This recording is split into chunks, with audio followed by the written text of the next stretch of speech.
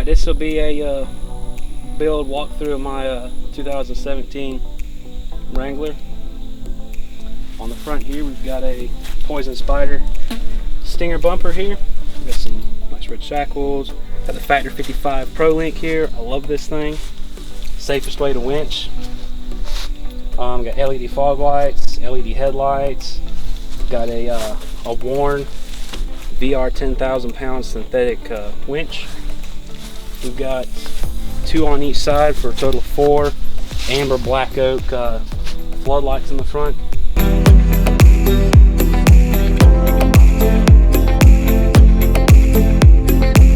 Those do very good in the fog or rain, or if we happen to see snow, but we're in Florida. We've got some JL hood latches, Poison Spyder hood louver. That helps out a lot, cools the engine out about 10 degrees. 20-inch black oak bar, the brightest 20-inch bar I've ever seen. Black oak diffused pods. Just throw a 120 degree beam of light at a rated 3100, like 20 lumens. Off-road hood strut kit, so you ain't got to hold it. I've got a right in front of your face here, the AFE, I think it's the stage 2 cold air intake. It's got a little throttle body spacer in there. You can see it. Also, it's a 94R 1700 cold cranking amps. I mean, this thing's a beast. I've got my 8 circuit S-Pod SE. It's all digital. No fuses or relays. Runs an Ethernet cable into the cab. Alright, moving on down the line here. There's not a lot of people around here that run these other than my buddy Ryan. These are the Metal Cloak Overline fenders. It has this removable flare here with 1 bolt here and 1 bolt here, and you can actually run just the DOM rail if you want that skinny look, but then, you know, you got to be road legal. You can bolt your flare back on and it'll keep, it's supposed to keep some of it off, but it doesn't really help when it tapers down at the bottom.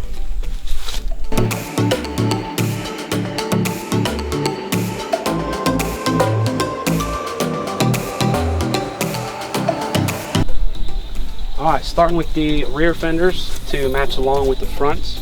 These are also Metal Cloak Overlines. They give you a 3/16 plate steel skin that you will riv nut to your body.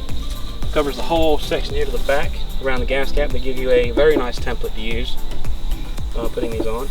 And you can do the same thing with the front if you don't want to run the fenders.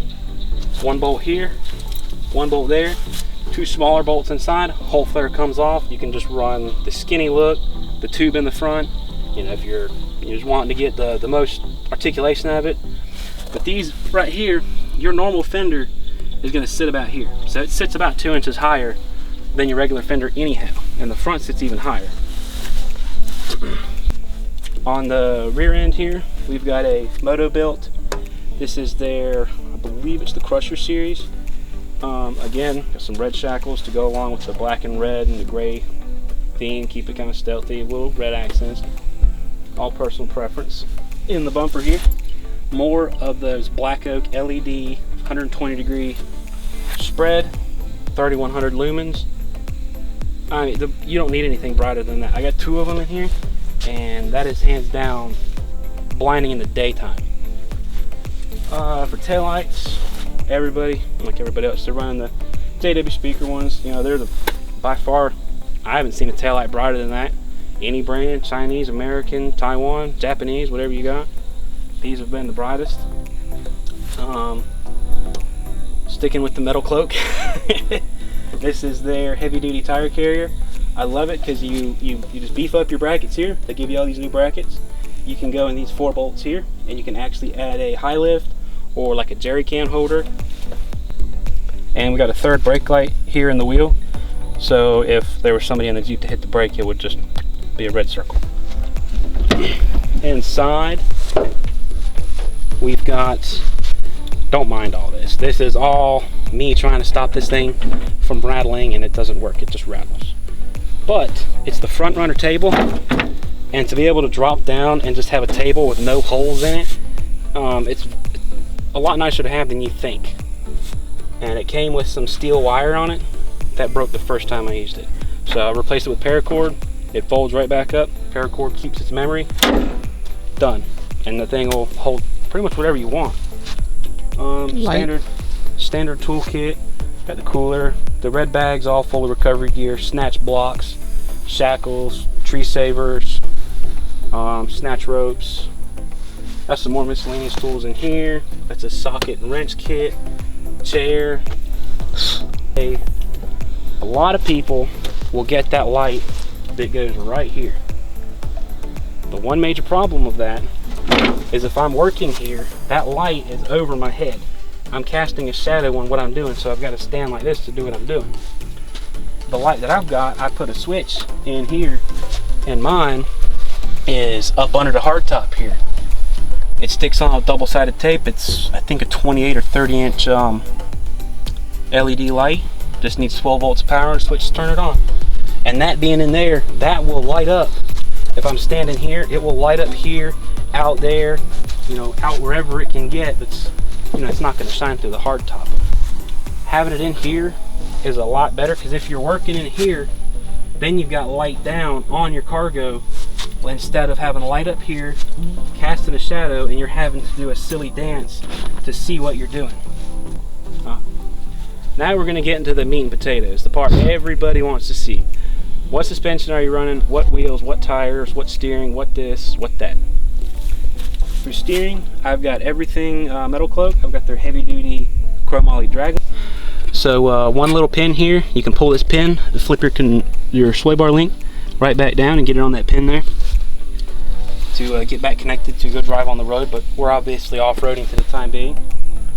The full suspension system is a 3.5 Metal Cloak Game Changer with the Rock Sport shocks, all 8 control arms, front and rear track bars, front sway bar disconnects, longer sway bar links in the rear, extended brake lines. I believe they're 24.5 inches long.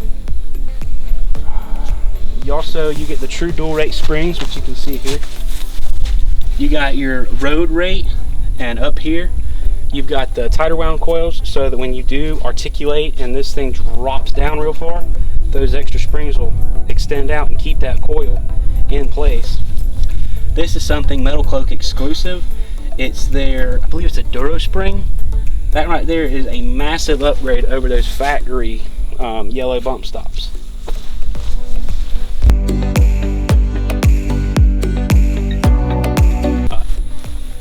So I've been playing around trying to get this suspension ride a little bit better, just those fine-tuned details, and the Game Changer out of the box is phenomenal. I've gone ahead and added it's a Rancho control arm geometry correction bracket. I've got adjustable control arms, so why would I need this bracket? This bracket lowers the control arms in the front to give you a flat lower, and almost higher in the front and lower on the tub side on the upper, and that gives you almost like a rock bouncer style suspension. It just, instead of having the control arms at a steep angle like this to where you hit a bump and it just bam goes right up into the Jeep, your control arm is flat to let that suspension do its job. And these brackets, for I believe it's $140, they're worth their weight in gold. Yeah, they hang down lower, but if you put a long arm kit on here, it's going to be right where your long arm is. Only thing is you're going to bend your long arm. These short arms are stronger than your long arms, no matter what you say, because of leverage. If you've got something that's this long and try to break it, it's harder. Something this long and try to break it, it's very easy. Leverage.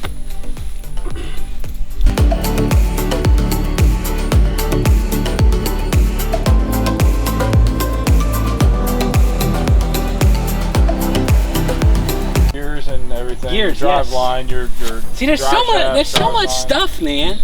Are you recording this? Yeah. All right. The last part, the The suspension, wheels, tires, all the good stuff is the meat. The potatoes is what's going to make it go down the road, what's going to make it climb, what's going to make it this, that, the other. Is the front axle here. It is a Dana 30.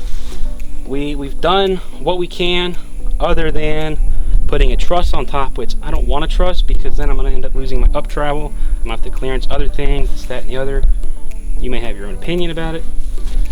But I got C gussets on upper and lower. I've got front control arm skid plates. It does have the Synergy Assurance sleeve in it, and it has been rosette welded in. I've got the Dana 30 rough stuff. That is actually 1/2 inch steel. I mean, that's probably bulletproof, legitimately bulletproof. Diff cover. It's got 488 gears front and rear, True Tracks front and rear, and even for it being a True Track, it all right. So front and rear, what pulls this thing down the road is a set of G2 488 gears. I have True Track, Detroit True Tracks, front and rear.